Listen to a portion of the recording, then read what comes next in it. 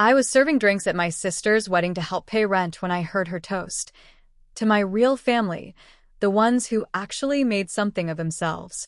She laughed, locked eyes with me, and added, "Some people just don't deserve a seat at the table." The whole room turned to stare. 2 days later, she tried to claim our deceased parents' entire estate, but I found the letters she thought she burned. Let me tell you about the night I realized my sister didn't just hate me. She wanted me gone. Not just from her life, but from our family's history. She wanted to wipe me out like I never existed. But I didn't just sit back and let her. She thought she burned the proof. She was wrong. My name's Isaac. I'm 38. I live alone in Spokane, Washington, in a one-bedroom apartment above a nail salon.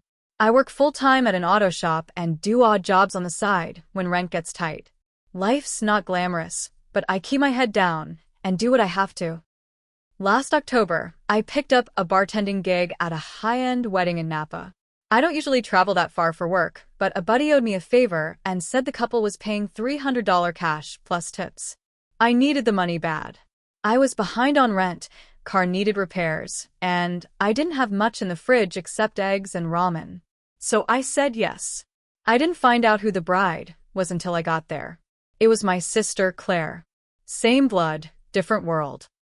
Claire is 4 years younger than me, but she's always acted like she was the golden child.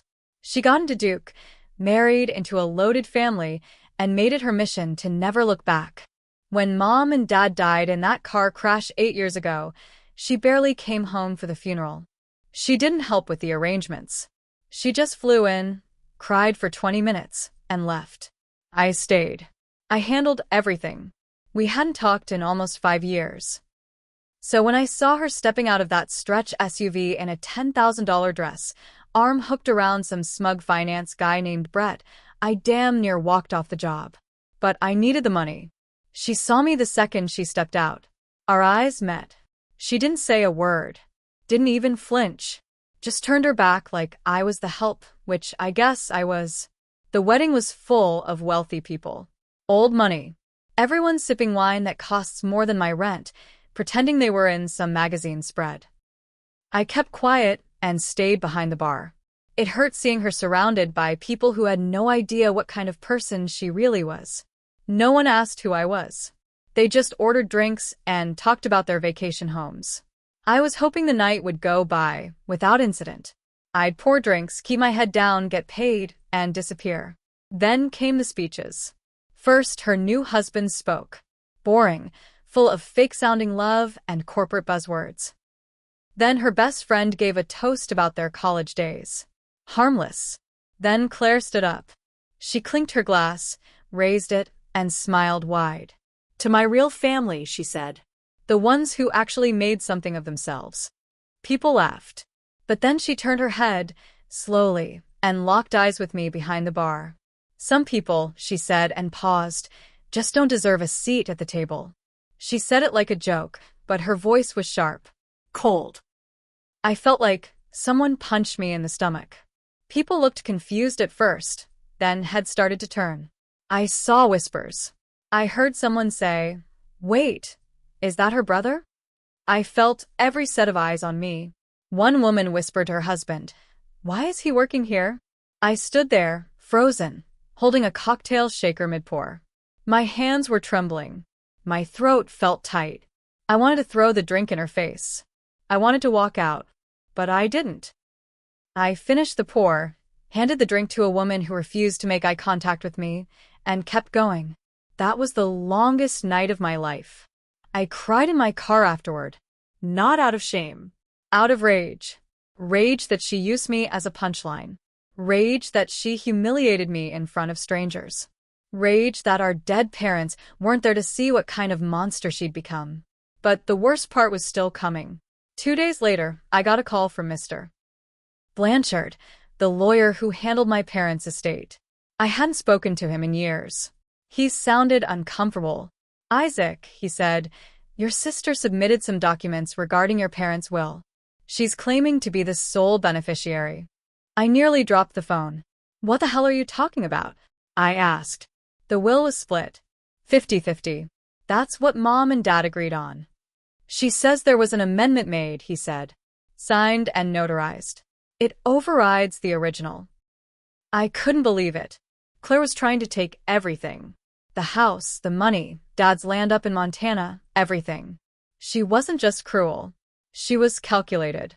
I knew right then. She was counting on me not fighting. Counting on me being too broke, too beaten down to do anything. She didn't know what I still had. See, after Mom died, I boxed up all her letters and documents and kept them in a storage unit outside Spokane. I hadn't opened those boxes in years.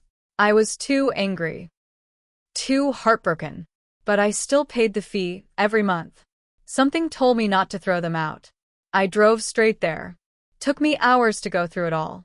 The smell of old paper, the dust, it felt like digging through a grave. But I found them. In a folder marked private, Dad's letters. Dozens of letters. Some typed, some handwritten. Every one of them addressed to me. They thanked me for staying. For sacrificing my job, my life, to take care of Mom when she got sick. For doing what Claire wouldn't. Dad wrote about how much it meant that I stayed when the world fell apart. And then I found it. A scanned copy of the real will. Signed.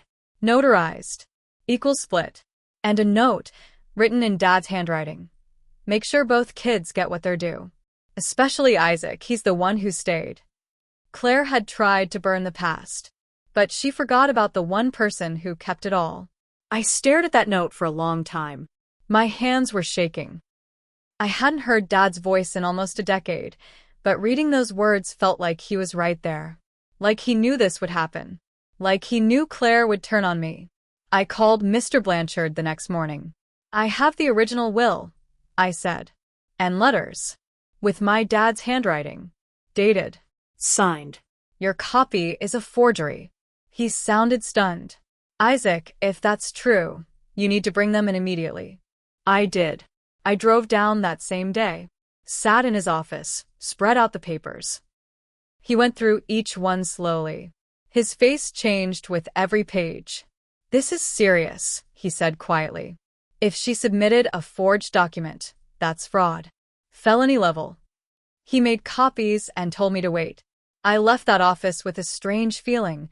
Not relief, not yet, but something close to power. Like I wasn't helpless anymore. I thought that was the end of it. It wasn't. That night, I got a visit. I was watching TV when someone knocked on my door. I opened it to find Brett, Claire's new husband, standing on my porch. How did you find me? I asked. He didn't answer. Just stepped inside like he owned the place. He looked around, sneered a little. So this is where you live? What do you want? He walked right up to me. Claire told me you've been spreading lies. Accusing her of forging documents. That's defamation. We could sue. I laughed, bitter and sharp. Go ahead. I've got the real will. Signed, notarized.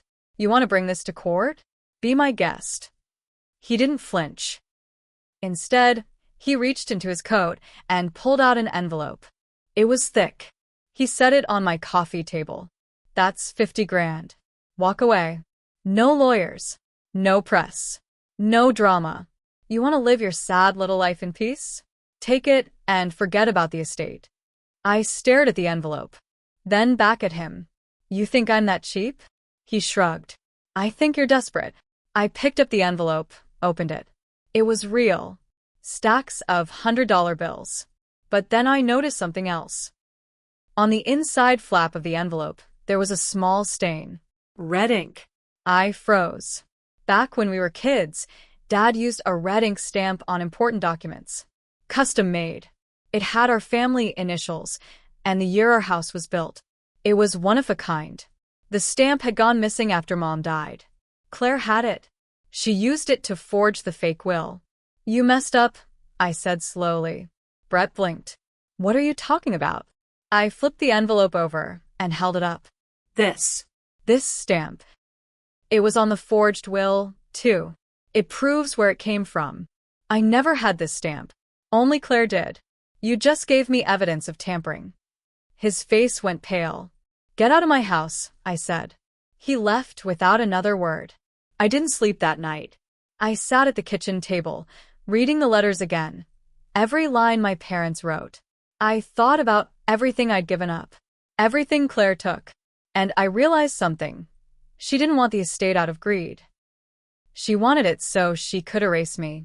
She wanted to rewrite our family story, one where I didn't exist. That's when I decided I wasn't just going to fight back.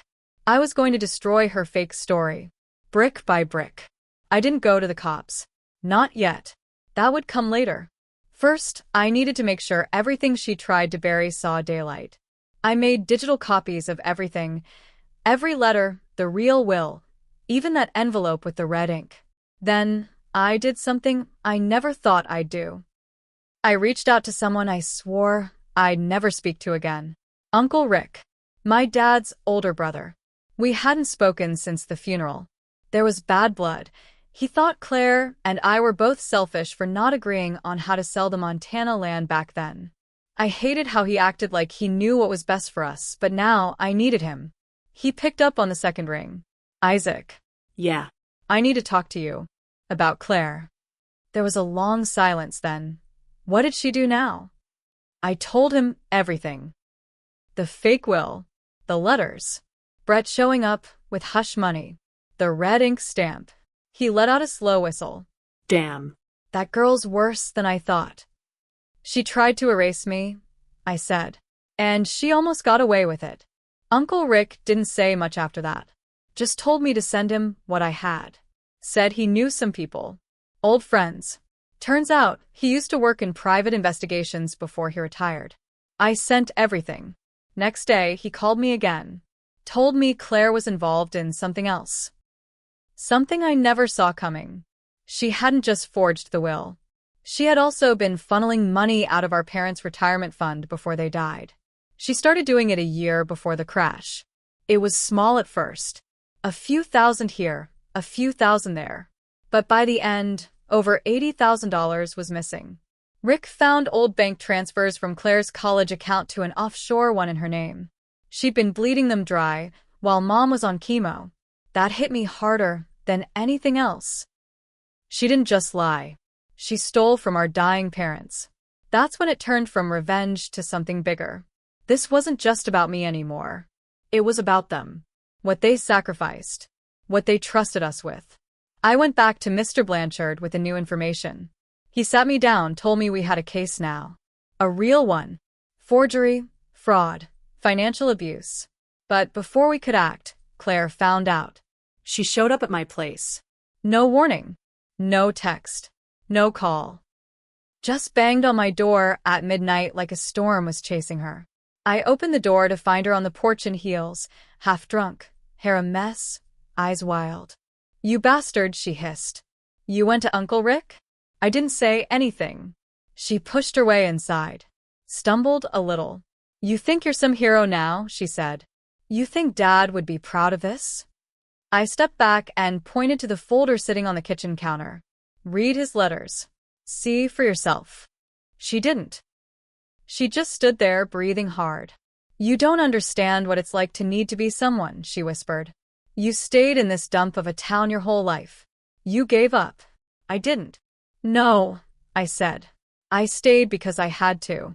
You ran because you wanted to. She looked at me like I slapped her. I hope you rot in this little apartment, she spat. Then she stormed out.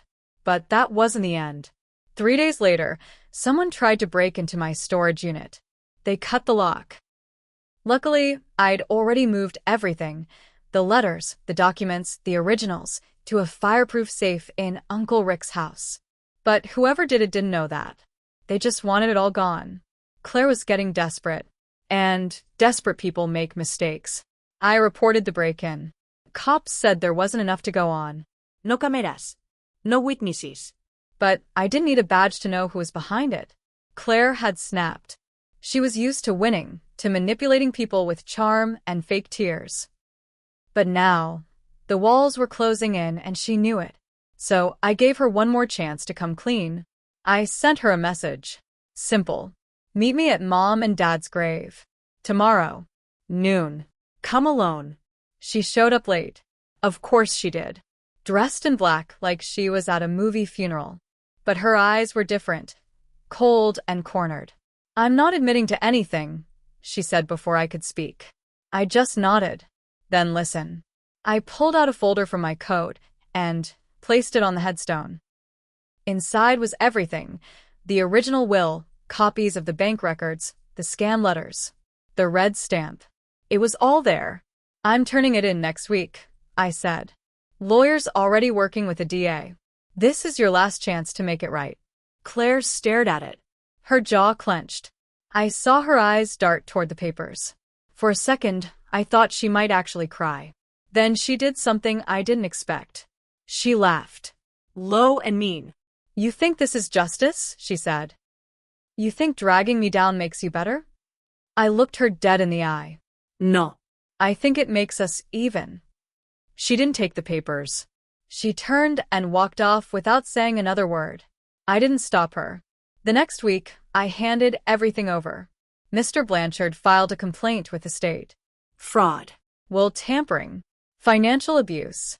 We had dates, handwriting analysis, bank records, and Uncle Rick's connections to back it all. The investigation moved fast. When the subpoenas hit, Claire went quiet, deleted her social media, disconnected her phone. She knew what was coming. 2 months later, she was arrested. She made bail, of course, but her face hit the local news. Daughter accused of forging parents' will, embezzling family funds. Her rich in-laws pulled out of a business deal with Brett. His firm restructured, which I'm pretty sure means he got quietly fired. They had to sell their home in Marin County to cover legal bills. Meanwhile, I was awarded full control of the estate while the courts sorted it all out. The judge called Claire's actions deceitful, calculated, and emotionally abusive. But here's the part one didn't see coming. All that time chasing justice, proving what she did, left something bitter in me. I thought I'd feel proud. Whole. I didn't. I felt empty. I wasn't clean in all this either. See, when I first found the letters, part of me thought about selling the Montana land for quick cash. Thought about taking everything before Claire even had a chance to respond. I told myself I'd earned it, but that would have made me like her. So, I didn't. Instead, I donated part of the estate to the cancer clinic that treated Mom. Set up a small scholarship in my dad's name at the local high school. Used the rest to get out of debt and fix up my place. Nothing fancy. Just something real. Claire ended up taking a plea deal. 2 years probation. No jail. But her name's ruined. She's not invited to family events anymore, what little family we had left. She moved to Arizona, last I heard. Changed her last name. As for me, I still live in Spokane. Still keep Dad's letters in a fireproof safe. Sometimes I take them out when I forget why I fought so hard. Sometimes I reread that line he wrote, especially Isaac, he's the one who stayed. And I remember that staying isn't weakness. Sometimes it's the strongest damn thing you can do.